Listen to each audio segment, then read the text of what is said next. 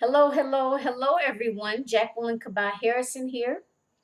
I am a confidence and success coach for African American women that have coaching and or consulting businesses.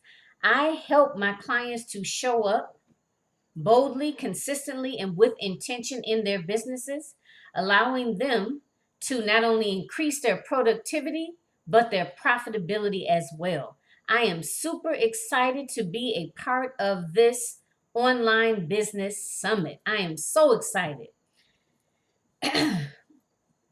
So let me go ahead and talk and kind of segue into my topic. My topic is how to build your self-esteem and self-confidence with 7 easily implementable steps.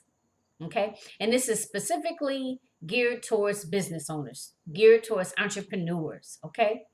Because we all need to have a healthy self esteem as well as self confidence in order to be successful in our businesses, right? In our consulting or our coaching business, whatever type of business we have.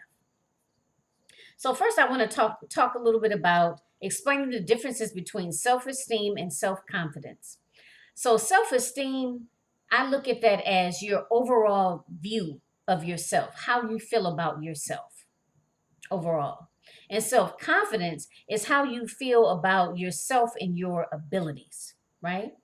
How you feel about yourself and your abilities. So how that translates to business is if you don't have a high self-confidence, then how can you believe or fully believe in your abilities to provide or to assist your client in whatever that transformation is that you are helping them to achieve, right? Helping them through that transformation process. If you don't believe that, if you don't believe that you are fully capable of doing that, then how are you going to sell your product or your services, right? Because if you don't fully believe in it, how can you expect someone else to believe in it?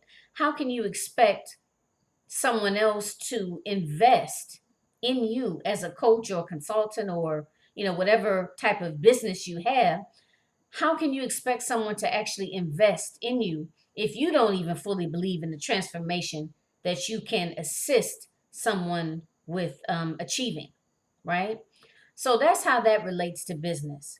So we've talked a little bit about the difference between self-esteem and self-confidence, as well as how that relates to having a or creating as well as maintaining a successful business. Okay, so let's dive in. So first, for those of you that may not be quite sure if you need assistance in this area or if this area of self-esteem and or self-confidence, if that is an area that you need a little work in.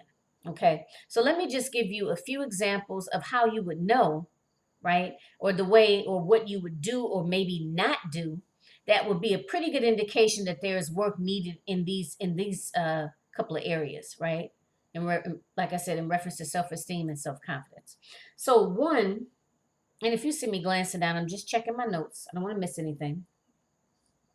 So one would be if you find yourself, now we know that in today's business, today's world, a lot is online, okay?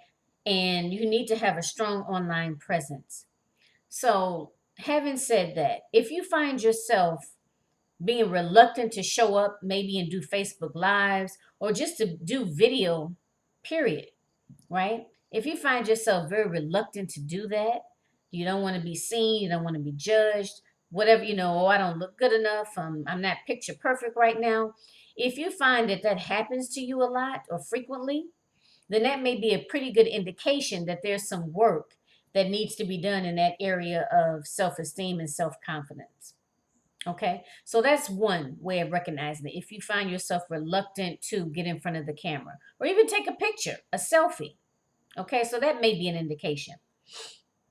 Another indication would be constantly second guessing yourself, right? Do you second guess yourself all the time? Do you feel that you have to go to this person, and this person, right, to get their opinion on how to handle a particular situation in your business or what you should do or what you shouldn't do, right? If you constantly second guess yourself and feel so indecisive that you can't even make a good solid found, a good solid decision, or feel reluctant, right, in being able to make a good solid decision, then that's another good indication that there is work that needs to be done in reference to building self-esteem and also building self-confidence. Another way is if you find yourself constantly comparing yourself to other entrepreneurs or to other people in general, right? Now, let's go back to the online world. Now, of course, people post all the time, right? And I'm pretty sure that there's different people you follow that are in the, have the same type of business that you have, or maybe a similar business. Some individuals that you follow that you feel are successful, right? And you would like to be where you think that they are, right? And I say that because a lot of times we don't really know where people are. So, but if you find yourself constantly comparing yourself to others, that's a pretty good indication that there's work in that area that needs to be done. Because it's one thing to, see another entrepreneur and, just to kind of, like them, follow them, like some of the things that they do, so on and so forth. But if you constantly find yourself comparing yourself to other entrepreneurs or just other people in general, then that's an indication. To me, that's a red flag, right? Like I said, we all do it from time to time. But if you find yourself comparing yourself to others, and as a result of that comparing, right, you begin to second guess yourself. You begin to have a lot of self doubt. Maybe you feel that imposter syndrome. Maybe you feel like your ideas aren't good enough, or that you don't have what it takes. You're not smart enough. You're not pretty enough. You're not thin enough. Whatever the case is, right? You comparing yourself to others. That's an indication, or like I said, a red flag that there is some work that needs to be done in that area. Okay. So far we have being reluctant to do Facebook lives, or just get on camera, or photos, taking pictures. Then we have second guessing yourself, and then we have comparing yourself to others. Okay, so let's move forward. Another way would be if you feel like when you speak, you have to speak with authority. Okay, you have to speak with authority. You have to speak as the expert you are in your area, right? Because there's a reason that you decided to do that business. There's a passion, there's a purpose behind it, there's a why behind it. And you have to stand in that truth. And if you find yourself feeling uncomfortable about standing in that truth, you feel things like, well, maybe I don't have anything to say, or no one's listening, or no one's gonna listen. Who wants to hear anything I have to say? Or you're talking, and you're talking as an amateur, like you're not really quite sure about how you can help someone, or if you can help someone, right? Or you doubt whether you have the skills or the abilities to help someone through that transformation, then that is going to show up, because you're not going to speak as the expert that you are, right? You're going to come across as an amateur, or as someone that's kind of second guessing themselves. So if you find yourself doing that, that's also a pretty good indication that there is some work that needs to be done in reference to increasing your self-esteem as well as your self-confidence. Also, procrastination. And I'll wrap procrastination and perfectionism. I'll talk about both of them at the same time. Now, I say that because a lot of times when we procrastinate, there's a reason behind that procrastination. A lot of times it's fear, right? Fear of failure, fear of being rejected. Let's say those two things, those are huge. Fear of failure and fear of being rejected. A lot of times those are like the basis or what's behind that procrastination. So if you find yourself procrastinating, right? And you take it a little bit further and you realize that this fear is behind that procrastination, then that's another red flag as to, okay, there's some work that needs to be done in that area of increasing your self-esteem and or your self-confidence. Okay, because procrastination, we could sit up here and procrastinate all day long. Oh, I'm not going to put my service out there because I don't have this really flashy professional website. Right, a lot of people get hung up on that. Or I can't do a live because I don't have a studio, right? I don't have all of this professional equipment. My camera's not that great, my lighting's not that great, so on and so forth, right? We can go on and on and on with something not being perfect, or us waiting for the perfect time, to do something, to launch a program, or even to start that business, right? We waiting on the perfect time, right? And the thing of it is, you just have to take action. You just have to do it, right? The perfect time is when you decide to start. That's the perfect time. So if you find yourself constantly, oh, I don't have this, I don't have that, I can't start because of this. Oh, look at what this person has. I need to get what they have in order to start, so on and so forth. All of that trying to seek perfectionism, and you procrastinating, which is, not doing what you have to do, not showing up consistently, right? So if those types of things are happening, really take a look at that. And let me go back and say this. Now, how you figure this out, some people might say, and that's why I'm going through these examples. Because some people might say, oh no, I don't have low self-confidence, but when you start talking to them more and you mention these different things about how it shows up, how it manifests itself, and they're like, oh, okay, maybe I do. And it's nothing to be ashamed about. It's nothing to be embarrassed about. But it's very common, right, for people to have some sort of um, doubt, if you will, when they're embarking on a new journey. And if this is your first time opening up your own business, then there's bound to be some sort of apprehension about it, some anxieties about it, right? But the thing of it is, you have to be mindful of that and aware of it. Because when you are mindful of it and you are aware of it, that is the first start to addressing it, to effectively addressing it, right? And that is to say that it may not creep up again, but you'll be ready. You'll be ready to effectively address it so that it does not what? Cause you to procrastinate, cause you to be inconsistent, basically cause you not to show up and give up, right? The last stage, to give up. And we don't want that. We want to put things in place, right, to effectively address these types of behaviors, this type of negative self-talk, this self-sabotaging behaviors. We want to put things in place to effectively address it so they do not hinder your growth in your personal and your professional development. So I wrap both of those together, the procrastination and the perfectionism. So also, I talked about this a little bit before in reference to comparing yourself, but this is still, I like to do it as a standalone as well. That fear of failure. A lot of us become immobilized because we fear failing. We fear being rejected, right? We fear how people are going to respond or not respond to us. We have a fear of the unknown. We have a fear of being successful, a fear of something being a flop, right? All fear, all fear based, right? Fear of failure.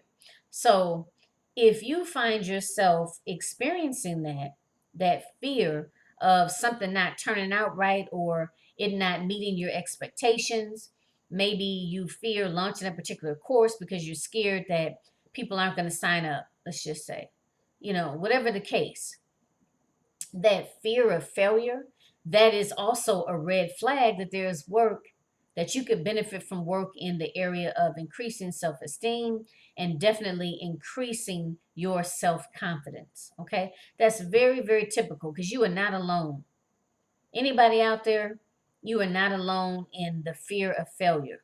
Okay, having that fear is very natural, is very normal, but it's very important to be insightful enough to realize that that is there, that you are experiencing that, and how it is negatively impacting how you show up in your business, right? And once you are aware of it, then you can begin to put strategies in place to be able to effectively deal with it, right? So that it does not hinder your growth personally and professionally. So also,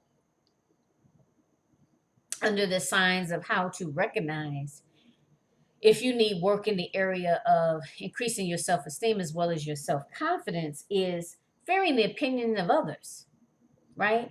You know, and the thing of it is, a lot of us don't want to admit it, but like when we go live or when we put a video out there or a different program out there, put it out there to the public, we have a fear of what are other people going to think, I think a really, really big fear is people going to say, oh my God, oh, she's writing a book. Well, who want to read her book? She don't have nothing to say.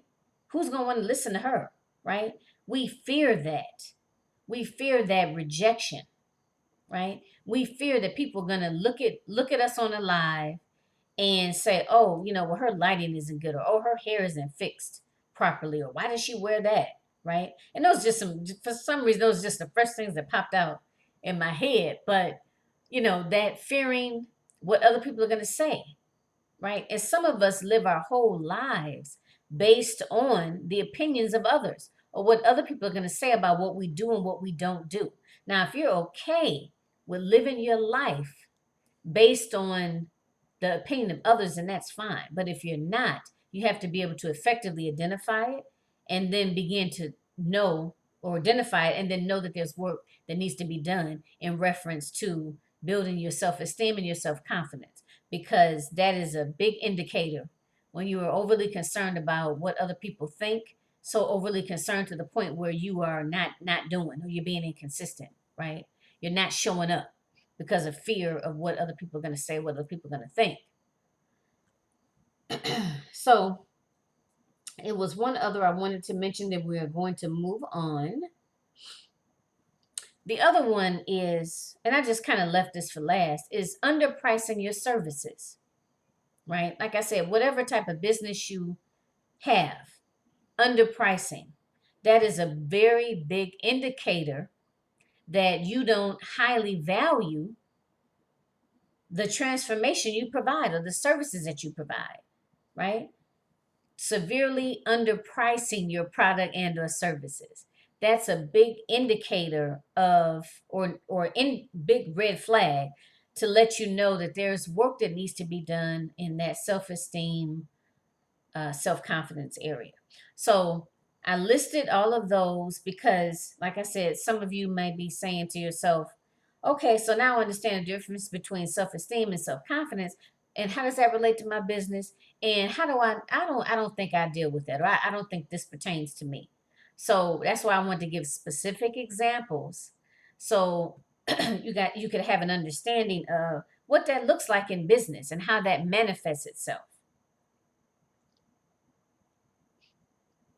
So next we're going to move into the effective ways to increase your self-esteem and your self-confidence for entrepreneurs. Okay?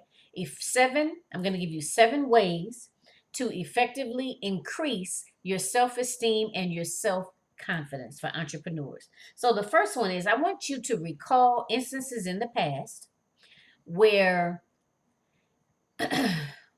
something that you achieved that you doubted yourself on, and you were really nervous about it. You didn't think you were going to be able to pull it off. Maybe you didn't think you had the appropriate skills. You didn't think you had enough help. You didn't have enough money. You didn't have enough determination. Whatever the case is, whatever that is, I want you to sit and think about it. Take some time to think about it in your quiet time and jot a few things down. Now, I don't care about if it was last year or if it was 15 years ago. Okay, I want you to jot it down. I don't care how big of an accomplishment it was or how small of an accomplishment it was. What I really want you to do is begin to look at, because I go from a strengths based perspective. We all have strengths, and I think I always like to start with, let's look at some things in the past that you have done successfully, right? That you pulled off. Things that you doubted yourself. You doubted yourself and your abilities. You basically didn't know if you could pull it off. I want you to write those things down. Like I said, I don't care about how big they are, how small they are. All that really needs to be present, or what I really want to get you to think about, is different times in your past that you doubted yourself and you pulled it off. You made it happen. Okay? You doubted yourself and you made it happen. You came through. So I want you to take the time to sit and to think about those. Like I said, I don't they can be big or small. Okay? So make a list. And I'll just share something with you from my point of view. For me, that was I can't even say it, a statistics class. Statistics class, right? I had to do 2 statistics classes in was it graduate? No, it was, yeah, graduate. And I was so fearful of this statistics, y'all. Because, me, math has not always been my best friend. Okay. And when they told me I had to take those classes, I was like, oh my God, I don't know how I'm gonna do this. How am I gonna pass these classes?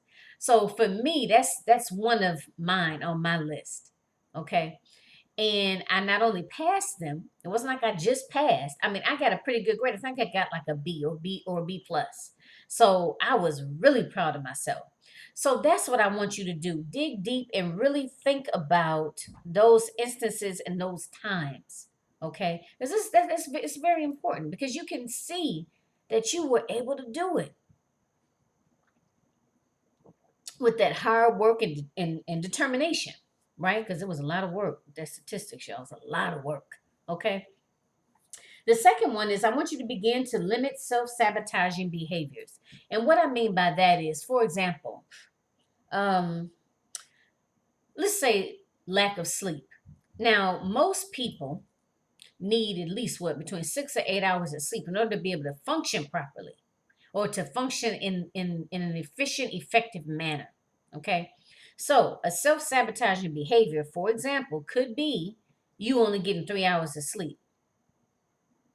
Okay. Now, you get that 3 hours of sleep, that next day, you may have a tendency to be more irritable and you're not going to be on top of your game. That's just the bottom line. Unless you one of the small few that operate well on 3 hours of sleep. Okay? So that's a self-sabotaging behavior. And for some reason, that's just like the first thing that came to my mind. But if you know that you don't operate well on a few hours of sleep, stop doing that. Make sure you get enough sleep. Now, you may be really running. You might have a full-time job. You may be taking care of an elderly parent. Maybe you're in school, and oftentimes that's about the amount of sleep you get. Let's just say you have a lot to do in your day. Make a habit or start off slow. Maybe one day a week or 2 days. Excuse me, maybe 2 days. Make sure you get at least 6 hours of sleep, right? And make a habit of that, and then move from that 2 days to 3 days with the 6 hours of sleep, and then maybe move to 4 days with the 6 hours of sleep, right? Because you can start small and make a pattern of it, and once it becomes a habit, it's a habit. Okay, so start small. But my point is, take a look at that. I consider that to be a self-sabotaging behavior. I'm trying to think if I can think of any other ones. Maybe if you drink a sugary drink, let's just say, maybe you drink a Mountain Dew in the morning or a Pepsi, cherry Pepsi, and you know that about an hour after that or an hour and a half after that, you're gonna crash, right? And you know that. That's a self-sabotaging behavior because you've already done it 1,000,001 times and you know what's gonna happen. You know you're gonna go up, you'll be buzzing around, and then you're gonna boop, right? Then you're going to crash. And you know that. And that is not going to help you have a productive day, right? So that is a self-sabotage, or that can be considered a self-sabotaging behavior because you know what that is going to produce. Having that sugary buzz and go up and then crash, right? So that can be considered self-sabotaging behavior. So those are the types of things. It's different for everybody, of course. Those are the types of things that I want you to actually take a look at and begin to really be real with yourself about what those self-sabotaging behaviors are. And we all have them. And like I said, you don't have to stop them all at one time. But first of all, identify them because you got to identify them first. And once you do that, then you can work towards a plan of to stop it or to lessen it, right? To lessen it, to be able to give you an opportunity to be your most productive, right? To be on top of your game as much as possible, right? And that's going to cause you to be more productive and to cause you to be more consistent, right? Which will lead to a more profitable business for you, right? A more profitable business. So begin to take a look at those self-sabotaging behaviors, be insightful enough to know what they are, write them down, and then begin to eradicate them or eliminate them or, to at least lessen them. Okay. Then I would say reevaluate your relationships. I can't stress how important this is. Okay. When we're talking about relationships. Now, what I mean by that is business relationships and personal relationships. Now, we have friends and family that are supportive, that are in our corner. And then we have friends and family that are not in our corner, right? That are not encouraging, that are not supportive, that are the, what they say, the naysayers. They always got a what if this, what if that, or that ain't gonna work, right? So you have to be very careful about who you surround yourself with. You have to be very careful about who you surround yourself with. So again, having said that, you have to be insightful. Now, sometimes you have people in your life, let's say family and lifelong friends, that may be in that inner circle, meaning that you communicate with them the most, they are the closest to you, right? Some of those individuals may not need to be in that inner circle. Okay. And sometimes people are just in our inner circle just because we've known them, since we were 12, or it's a family member, it's a mother, it's a father, a sister, brother, aunt, uncle, right? And because we're family, we are in each other's lives. And that's fine. However, I want you to be strategic with it. Okay? I want you to be strategic, meaning those individuals that are supportive, that are nurturing, that lift you up, that are like minded, right? That truly want to see you succeed, keep those people closest to you in your inner circle, right? And sometimes it may not be family or it may not be lifelong friends. It might be somebody we met in an online community, a supportive online community, right? And that's okay. Open yourself up to that. You may have to go other avenues and other routes in order to be able to surround yourself with other like minded people because you are the sum total of the people you surround yourself with, right? And if you want to stay motivated, you want to stay positive, you want to stay on point, then you need to surround yourself with other people that have a positive outlook on life, that are doing something positive, that feel good about themselves, right? Because really, a lot of times, if people don't feel good about themselves, people can't give you what they don't have. If they don't feel good about themselves and they don't feel positive about their lives, then how can they? I'm not saying it's impossible, but they're not as likely to be able to feel good or to cheer you on or to be able to support and encourage you. And don't get me wrong, I'm not saying that all of our support is to be external support. No, we have to support and encourage ourselves for ourselves. Yes, definitely, first and foremost. But it helps tremendously when you are surrounded with other individuals that are going to support and encourage you, or other like minded women, or other like minded women or men that are entrepreneurs, right? They have a positive outlook on life, that are living out their goals, that are living out their walking in their purpose, right? You have to pay close attention to who you surround yourself with. So that is actually what the third tip for increasing your self-esteem. Trust me, when you change the people you hang around, or recategorize, if you will, it can make a world of a difference. So that inner circle are those family and or friends or associates that are like-minded, that are positive, supportive, and encouraging, right? Then you may have another level of people that maybe, that are family, people you've been knowing for years, right? But maybe they are the ones that are, oh, well, I don't know if that's gonna work. Or are you sure you want to do that? That kind of talk, the naysayers, right? Not that you might not totally eliminate them out of your life, right? However, they'll have to be moved to another category. Right? So maybe if you were talking to them every day, maybe now you talk to them once a week or maybe twice a month, right? Because of the fact that when you talk to them, they have so much they have so much negativity, they have so much fear, right? They have so much fear and so much negativity coming from them that you cannot afford to have that around you constantly. It's just not going to work, right? It is not for the betterment it's not for the betterment of your mental, physical, and spiritual health. And you have to be mindful of that. And you have to be insightful enough to know that, right? So reevaluate all of those relationships that you have.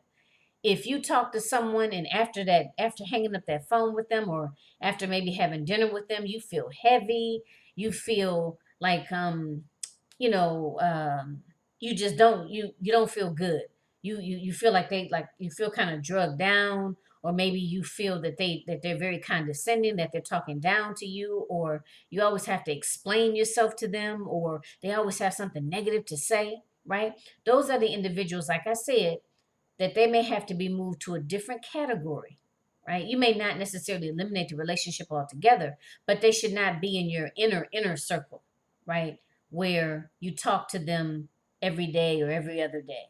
They need to be moved to a different circle. So like I always say, like three circles. You know, the immediate circle, those that are very supportive, those that are like-minded. Then the next circle is those individuals that, you know, they love you and they want the best for you, although although they are maybe stuck in a certain mindset, maybe they're very fear based. You know, like I said, they love you, they want to support you, they want the best for you, but they can't give you what they don't have. If they're fearful on the inside and that's how they operate through fear, then 9 times out of 10, that's how they're going to relate to you. And it's not that they are meaning to be harmful, they just don't know any better or can't do any better, right? So maybe they should go in your second, not the first one, but the second one. Now, the third one is those individuals that family members, right, that you don't choose, but they are so negative and may even speak ill of you or may not want the best for you, but you're not just going to totally disown them, right? They can go in that third circle. But those are the types of people you're talking to maybe once a month or a couple times a month. Hey, how you doing? I just want to make sure everything's okay. All right. Talk to you again another few weeks. You know what I mean? Those are those individuals. So it's just something to consider. But you have to really focus on, you have to protect yourself mentally, physically, and spiritually in order to, and that's basically self-love, that's self-care, that's self-preservation, right? So that is the third one, to begin to reevaluate your relationships. Are they positive or are they negative? Are they maybe somewhere in the middle? And see where they need to be placed. Okay. Like I said, they're going to be in that very inner circle, that second circle, or the third circle. And try not to feel, and don't feel guilty about it either. Because like I said, it's self-preservation. Okay. The fourth one is to always celebrate your wins along the way. Always celebrate your accomplishments. Now, this is extremely important because a lot of times, and I know if you're anything like me, I typically, a lot of times, I don't even celebrate a particular goal that I've achieved because I'm so busy on to the next goal. Okay, so I finished that. Okay, so what's the next thing I have to do? I finished that. What's the next thing I got to do? On to the next, right? I never really would stop and take the time out to say, hey, give myself a pat on the back. Like, wow, Jackie, this is what you set out to do and you accomplished it. You achieved it. Give yourself a pat on the back. I never used to do that. But that is so important to do. It's so important to do. And I always say this, to acknowledge every little step, not acknowledge all of these bits of progress along the way, right? I don't care how small it is, acknowledge it. Let's say, for example, let's say you're putting together an online summit, right? First step is, let's say you need to figure out, well, what's the summit going to be about? Okay, what's the title of the summit? Like the logistics of it. You know, how many people do I want involved? Who the target audience is going to be. So let's say you want to do this summit and you sit down and you make a decision. Okay, I want the summit. This is the name of the summit and this is the purpose of the summit. Celebrate it. No, it's not all put together. There's still a lot of work that needs to be done, right? To get it, a lot of moving pieces. However, you have started it. You now have a name and you know who your target audience is. Celebrate that. Celebrate it. Next step. Let's say you know who your target audience is. You know what, you have a title for the summit. And the next step is to get all your speakers lined up. Now you have your 20 speakers. right? Celebrate that. Again, there's still a lot more to do and a lot more that has to be done. However, you have made progress. You have come up with a name for it. You know who your target audience is, and you now have all of your speakers lined up, right? And so on and so forth. So I'm just saying that makes a huge, huge difference in your motivation and being able to keep your motivation up. When you keep your motivation up, or when you celebrate each step along the way, it helps you to keep your motivation up. And when you're motivated, you're more consistent, right? And when you're more consistent, so you're consistent and you're motivated. You're motivated, and your motivation makes you consistent. That increases your self esteem and your self confidence, right? So it kind of all works together. It all works together. So if you were anything like me, eliminate that whole idea of not celebrating not celebrating yourself. Take the time when you finish a project.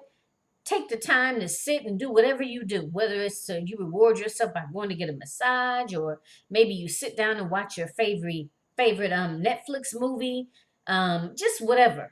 I sit in the dark for an hour. I don't know, whatever you do, right? Take the time to celebrate yourself and to give yourself a pat on the back for all of your hard work. So that's one. That's that one component of that. And the second component of it is celebrate along the way. There were a lot of monuments you had to hit. Let's say if it's 50 steps from here, from the start of whatever the goal is to the end of the goal, right? You get to that 50th step. Of course, I want you to celebrate that. And I mean, really celebrate it. Acknowledge how far you came, acknowledge all the sweat, tears, and labor that went into that. But in that 50 steps, you take 2 steps. I want you to celebrate it. You take 5 steps, you do the happy dance, right? That's what I want you to do. And that will help keep you motivated. It'll help you keep you consistent, and it will help increase your self confidence, right? That'll help increase your self confidence. So, really be mindful of that. Okay, so that is the fourth one. Always celebrate your wins along the way, and just celebrate your wins in general. Number 5 is to make a habit of going outside of your comfort zone. Now, I know you hear coaches and everybody talk about that, right? Going outside of your comfort zone. And yes, me too, I am a firm believer that going outside of your comfort zone is when growth begins. Outside of that comfort zone. I always say, you can't expect anything different if you're not going to do anything different, right? How can you expect something to change or something to happen and you don't do anything different? If you want something different, you have to do something different. Go outside of your comfort zone. Now, there's a lot to be said about that, going outside of your comfort zone. So, as a business owner, we are constantly, or we should be open and receptive to constantly doing different things, right? Different ideas, different things that we're testing out. Okay. So yes, maybe you've come across something and it works for you. It's working, it's good, so on and so forth. Yes, keep doing it, of course. However, always be open to doing something different. Always be open to going outside of your comfort zone. How you never know the type of response that you'll get from doing something different. You may find out that you like doing something, you might find out that you like doing a particular something, right? That you had no idea that you were going to enjoy doing. You are also learning and growing from your experience, right? You may possibly learn that, "Oh, I don't really think I care for that. I know I'm not going to do that again. Or I'm not going to do something, in that way." Let's just say that particular route that you chose. But always get comfortable going outside of your comfort zone. Even if you have to plan to go outside of your comfort zone. Because sometimes I'll just sit and I'll come up with something like, okay, well, what haven't I tried? Okay, let me try this. This is something different. Or maybe a different version of something, right? Um, so always keep that in mind. And when you go outside of your comfort zone, like I said, that's when growth happens, right? You grow personally, you grow professionally, and you have an idea of what works and what doesn't work. so you can tweak it and modify it for next time. If you try it again, right? You can tweak it and modify it. At the least, you're going to learn and grow. So, again, how that impacts self confidence is because when you go outside of your comfort zone, you are building trust in yourself and your abilities. Let me say that again. When you go outside of your comfort zone, that allows you to build trust in yourself and your abilities to accomplish whatever you want to accomplish, right? To accomplish whatever you want to accomplish, no matter how big or how small, right? So go outside of your comfort zone as often as you can. That will help you to increase your self esteem as well as your self confidence. Number six, do an activity that you enjoy regularly. Okay. So do an activity that you enjoy regularly. Now, what I mean by that, I think it's pretty self-explanatory, but I'm going to go a little bit more into detail. If you enjoy painting, if that's therapeutic for you, that relaxes you, do it as often as you can. Just like you plan anything in your schedule, put that in your schedule, right? And it may not be every week. Maybe you can't get to it every week, but maybe every other week. Maybe every other week you may plan to do some painting, right? If that rejuvenates you, if that relaxes you to paint, then do it. Make sure that you do it. You owe it to yourself to do it, right? Whatever brings you joy. If you get lost in a particular activity, make sure you do it as often as you can. And don't just leave it to chance. Oh, well, maybe I get a chance to do that. Oh, maybe I get a chance to do that. No, because a lot of times it won't happen. Or if it does happen, excuse me, it's few far in between. So always make sure you do something you enjoy. If you enjoy baking, make sure you do that. If you enjoy gardening, make sure you do that. If you enjoy painting, knitting, coloring, for me it's dancing and roller skating, make sure you do it. You know, that brings you joy, right? And when you do something that you enjoy, right? That also builds your self esteem and your self confidence. When you do something that you enjoy, because you are replenishing yourself, right? You are pouring back into yourself, and you have to pour back into yourself. So, whatever that activity is that you enjoy doing, even if it's not an activity per se, maybe you like to just go, just sit in a room, I don't know, and maybe read a book, or maybe just have a I'm drawing a blank, like aromatherapy. That's what I'm thinking of. Maybe just have a vanilla candle lit and the lights are kind of dim, and you just kind of just sitting relaxing in the room all to yourself, to your thoughts, right? That replenishes you. That's something that you enjoy doing. Make sure that you do that as often as you can. Make it an a point to put that in your schedule. Make it an a point to put that in your schedule as often as you can. Lastly, but definitely not least, is practice self care regularly. Practice self care regularly. Okay? Self care is not an option, it is mandatory. So, again, kind of piggybacking on the last one, you have to pour into yourself. Otherwise, you're not going to be any good for anybody else, much less yourself.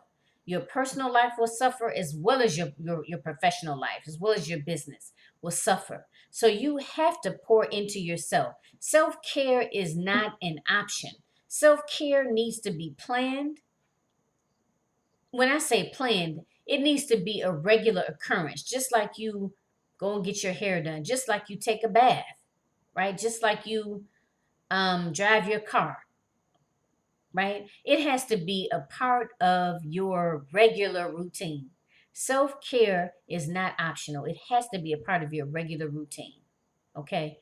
And I know a lot of times we just push that on the back burner. Our needs, we push it on the back burner. Well, I'll get to it. Oh, when I get time. Oh, yeah, I really did want to do that, but I just didn't have time to do it. Not going to work, because what's going to happen is you're not going to be effective. Because if you are not replenishing, you're going to end up getting run down. You're going to end up getting run down. You're not going to be any good for yourself, and definitely not any good for anybody else, right? Your business will suffer, like I said, and your personal relationships will suffer, right? You'll be irritable, you'll be moody, you'll be grouchy. You won't be motivated, right? So you have to pour into yourself. Self-care needs to be a regular practice. Now, remember, good self-care equals self-love, right? And when you have a higher self-esteem and self-confidence, right? You are going to know that you are worth it, right? You are worth that self love, that self care. And you would not keep pushing it off to the side or keep, oh, I'll get it next time. Oh, I'll do it later. Or maybe if I have time. No, it's not an option, right? You have to care for yourself. And it goes hand in hand. Individuals that have a high self-esteem and a high self-confidence love themselves so much that they know that they are worthy of it, right? And that they are deserving of good self-care. And self-care comes in a lot of forms and fashions. It could be getting enough sleep. It could be eating healthier foods. Self-care could be working out regularly, right? Those things do your body good, and they have a positive impact on your attitude, right? Which impacts your personal and your professional life. So that's practicing good self-care. Self-care could be doing an activity that you enjoy doing. If you like knitting, if you like gardening, if you like those adult coloring books, like I like dancing, that's our self-care, right? That is non-negotiable. It's not something that we do just, off the cuff, or maybe I'll get around to it. No, it has to be a part of your regular routine. And when you have a good self-confidence and a good self-esteem, you realize that you have to put yourself first. Like how they say you got to pay yourself first. You got to pay yourself first, that your self-care comes first. Because without good self-care, you're not going to be any good for yourself, and you're not going to be any good for others, right? Like I said, your business as well as your personal relationships will suffer if you do not have practice good self-care. And it may not catch up with you initially, but eventually it's going to catch up with you. So, but just equate that when we talk about self-love, self-esteem, self-confidence, they all go together, because you cannot have a good self-confidence and good self-esteem if you don't believe that you are worthy, right, and deserving of good self-care of yourself, of caring for yourself, right? It's like they go together. Because if you are not practicing good self-care, then basically what they're saying is that you're not worth it. That's really what they're saying. You're not worth it because you are not taking the time to make sure that you are doing that, or that it's happening regularly. So just keep that in mind. So those are the 7 tips that I am giving for entrepreneurs to help you increase your self-esteem and your self-confidence. So the tips were: number 1, recall an instance in the past where you were extremely extremely proud of yourself for completing a particular project and or task, right? That's the first one. The second one is to begin limiting self-sabotaging behaviors. Be good to yourself. Take good care of yourself. The third one is to begin to reevaluate relationships in your life. Call them for what they are. If they're negative, if they're positive, if they're like, and just reevaluating them and putting people into different categories, right? To preserve your mental, physical, and your spiritual health. Number 4 is always celebrate your wins along the way. Always celebrate it. I don't care how big or how small. Number 5 is making it a habit of going outside of your comfort zone, right? Making that a habit, because growth begins outside of your comfort zone.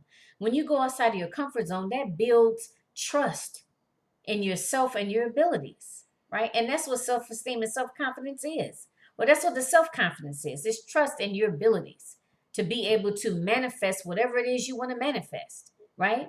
When there's no doubt that you can achieve whatever you set your mind to. Now that's a good, healthy self-confidence. Number 6 was do an activity that you enjoy doing regularly, that you enjoy doing. Like I said, if you like gardening, roller skating, coloring, those adult coloring books, whatever that activity is. Make sure that you do it regularly. You are worth it and you deserve it. The last one, number 7, is to practice self care regularly. Make that part of your weekly routine. Self care. Self care is self preservation, is taking care of you, is putting you first. And you have to do that. If you don't put yourself first, right, then you're not going to be around for you, much less for anybody else. You can't give what you don't have. And if you don't constantly replenish, you're not going to have it to give for yourself or for others. So, those are the 7 tips to effectively increase your self esteem and your self confidence for entrepreneurs. And I also like to mention that I have another offer. It is called How to Eliminate Self Doubt. Okay. How to Eliminate Self Doubt is actually, it's a 3-video series where I talk specifically about how to identify and eliminate self doubt, right? So we go through how to identify it and how to create effective strategies in order to address and effectively deal with or cope with self doubt, right? Because the thing of it is, a lot of everything is an ongoing process, right? Everything is ongoing. Very, very rarely do we have something that comes up that we just deal with it and it never ever surfaces again, right?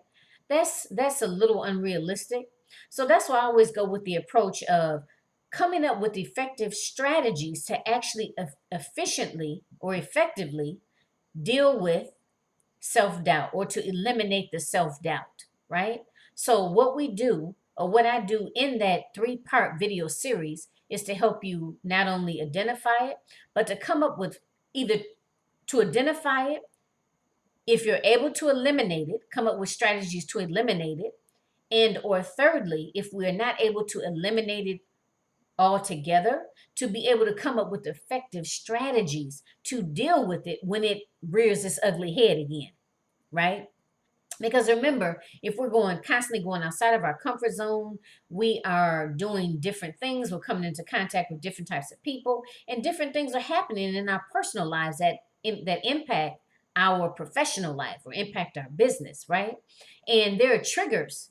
There may be something that may trigger some self doubt in you, right? There may be a whole new situation that may come up that may trigger that self doubt to rear its ugly head. And then you have all of this negative self talk going on in your head, um, around, causing you to doubt yourself. So, like I said, what I do in the 3-part video series is I talk about effective strategies to identify and to address that self doubt, to address those different, all of the negative thought processes that lead us to experiencing self doubt. Now, here's the situation. You have to upgrade in order to have access to my 3-part video series titled Eliminating Self-Doubt. You have to upgrade your registration in order to have access to that. So again, it's really for individuals who, that are business owners, and you definitely want to take your business to the next level. However, you're insightful enough to know what areas you need work on, and you know that you are having issues around that whole area of doubting yourself, right? Which is really fear based, right? So if you know that this is a big barrier for you and that is preventing you from moving forward, preventing you from being consistent in your business, right? Preventing you from basically taking your business to the next level. And you want to learn how to efficiently cope with, deal with, address, eliminate that self-doubt, then this is an excellent opportunity for you to get your hands on my 3-part video series titled Eliminating Self-Doubt. So again, you have to upgrade. You have to upgrade your registration in order to have access to that. So again, if you're an entrepreneur and you're insightful enough to know that this is an area that you need assistance with to be able to effectively address the self-doubt that creeps up from time to time, that is, preventing you from taking your business to the next level, then this is a good opportunity to be able to obtain that. Okay. So upgrade your registration and you'll have access to my 3-part video series titled Eliminating Self Doubt. Again, thank you so much. I'm so excited to participate in this summit and to give this information to you all. Again, my name is Jacqueline Kabah Harrison. I am a confidence and success coach. I work specifically with African American women that have coaching and or consulting businesses. I help them to show up boldly, consistently, and with intention in their coaching and consulting businesses, allowing them to not only increase their productivity, but to increase their profitability. More specifically, we work on effective strategies for them to utilize